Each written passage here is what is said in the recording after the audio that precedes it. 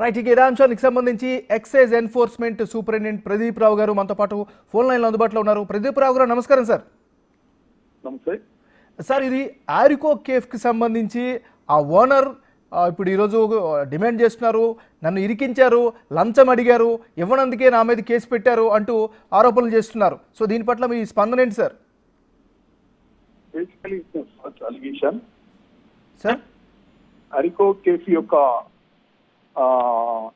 బాగల్ brigade foods limited లో మనకు ice cream లో లిక్కర్ బ్లెండ్ అయి దొరికింది. Okay, that is a party order. So they are selling to customers only. No, ఆ కేసుని డిఫెండ్ చేసుకోవడానికి హీఈస్ అలిగేటింగ్ అంతే. అంటే మా దగ్గర అలాంటివి ఏమీ లేదండి, గత 4.5 సంవత్సరాల నుంచి మేము రన్ చేస్తూ ఉన్నాము, కావాలంటే మమ్మల్ని పూర్తిగా ఎంక్వైరీ చేసుకోవచ్చు అంటూ ఆరికో కేఫ్ ఓనర్ శరత్ చంద్రారెడ్డి గారు చాలా క్లియర్గా, కేటగారికల్గా, చాలా ధైర్యంగా చెప్తూ ఉన్నారు. దాన్ని ఎట్లా అర్థం చేసుకోవాలి మరి? ఇప్పుడు మిస్చీఫ్ అనేది ఐడెంటిఫై అయింది. We're going to get the chemical analysis report also. We're send the samples. దాన్ని బేస్ చేసుకునైనా ఇంకా మేము పర్ఫెక్ట్గా మేము చెప్పగలుగుతాం. సార్, ప్రదీప్ రావు గారు, ఒక విషయం, యాక్చువల్గా మా దగ్గర అలాంటి ఐస్ క్రీమ్ ఏది ప్రోడక్ట్ లేదు. ఎప్పుడో 5 ఏళ్ల క్రితం అలాంటి ప్రోడక్ట్ ఉండేది, మేము అమ్మట్లేదని క్లియర్గా చెప్పినప్పటికీ కూడా కావాలని ఫోర్స్ చేసి మా చేత చేయించుకున్నారు. దానికి సంబంధించింది వీటన్నిటికీ కూడా మేము కరెక్ట్గా రిప్లై ఇవ్వడానికి సిద్ధంగా ఉన్నా కూడా వినకుండా కావాలని మమ్మల్ని ఇరికిస్తున్నారు అని ఆయన ఆరోపిస్తున్నారు. ఫిజికల్ గా మనం ఇన్స్పెక్ట్ చేసినప్పుడు అక్కడ 11.5 kgs ఐస్ క్రీమ్ దొరికింది. వాళ్ళు ఏమన్నారంటే it is gelato whisky chocolate ice cream అన్నారు. సో విస్కీని ఎక్కువ క్వాంటిటీలో కలుపుతున్నారు వాళ్ళు. అసలు కలపద్దు, ఎక్కువ క్వాంటిటీలో కలిపి అమ్మడం అనేది it's violation. And red handed దొరికిపోయారు కాబట్టి now is alleging. Okay, so కాదండి, ఇప్పుడు ఎక్సైజ్ డిపార్ట్మెంట్ వాళ్ళే మాకు డబ్బులు డిమాండ్ చేశారు, మేము ఇవ్వనందుకే వాళ్ళు హత్య అయ్యి మమ్మల్ని హెరాస్ చేస్తున్నారంటే వాళ్ళు చెప్తున్నారు. సో ఈ 2 వెర్షన్లు ఏది కరెక్ట్ సార్? అందుకే ముందే చెప్పాను కదా, the allegation is baseless.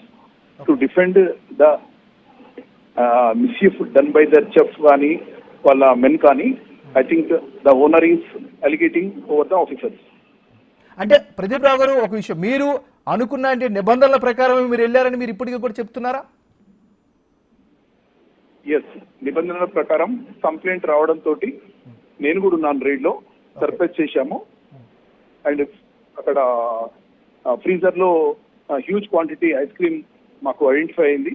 And it is smelling strong alcohol.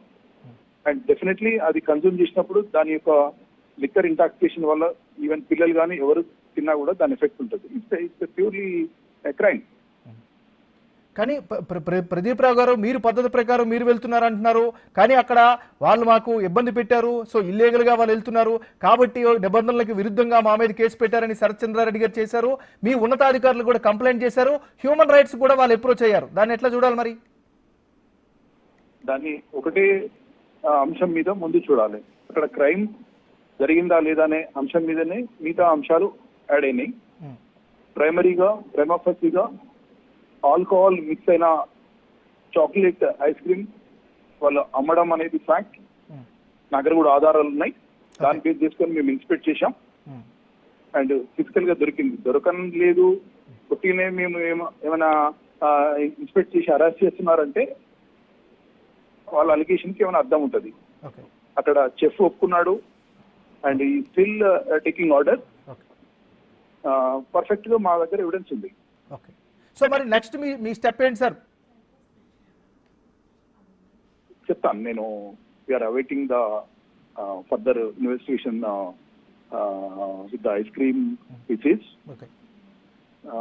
ఆ రిపోర్ట్స్ బట్టి will take the next action. Thank you sir. So మనం చూస్తున్నాం హైదరాబాద్లో ఎక్సైజ్ పోలీసులకి సంబంధించినటువంటి ఒక అప్డేట్ చూస్తున్నాం. సో 2 వెర్షన్స్ ఇక్కడ కనిపిస్తున్నాయి. ఆరికో కేఫ్లో ఐస్ క్రీమ్లో విస్కీ కలుపుతున్నారని ఎక్సైజ్ శాఖ అధికారులు రైడ్ చేసి కేసు నమోదు చేశారు. అసలు అక్కడ అలాంటిది ఏమీ జరగట్లేదు, మమ్మల్ని కావాలనే టార్గెట్ చేస్తూ మా మీద హెరాస్ చేస్తున్నారంటూ ఆరికో కేఫ్ ఓనర్ శరత్ చంద్రారెడ్డి ఆయన ఆరోపిస్తున్నారు. ఆయన విధంగా ఆయనకునేటువంటి హక్కులను కాపాడుకోవడం కోసం ఆయన కేసులు పెట్టారు. సో ఆయన హ్యూమన్ రైట్స్ కమిషన్ కూడా ఆశ్రయించారు. సో ఆయన వెర్షన్ అది. సో మనం ఇప్పుడే చూసాం, 2 వెర్షన్లు కూడా తీసుకునే ప్రయత్నం చేశాం. సో ఇక్కడ ఎక్సైజ్ శాఖకి సంబంధించినటువంటి ఎక్సైజ్ ఎన్ఫోర్స్మెంట్ సూపరింటెండెంట్ ప్రదీప్ రావు ఆయన కూడా ఫోన్ ఇన్లో తీసుకున్నాం. ఆయన వెర్షన్ వినిపించాం. అక్కడ ఖచ్చితంగా వైలేషన్స్ జరిగాయి, నాకు కంప్లైంట్ వచ్చింది, నేను కూడా అక్కడ టీంలోకి వెళ్ళి నేరుగా నేను పరీక్షించిన తర్వాతనే మాకు ఎవిడెన్సెస్ అన్ని కన్ఫర్మ్ అయిన తర్వాతనే మేము ముందుకు వెళ్ళామంటూ ఈయన చెప్తున్నటువంటి పరిస్థితి కనిపిస్తుంది. సో ఓవరాల్గా చూసుకున్నట్లయితే 2 వెర్షన్స్ అయితే ఇక్కడ చాలా క్లియర్గా కనిపిస్తున్నాయి. సో తదుపరి ఎవరెవరు ఏ విధంగా వెళ్తారనేది కూడా చాలా ఆసక్తిని రేకెత్తిస్తుంది.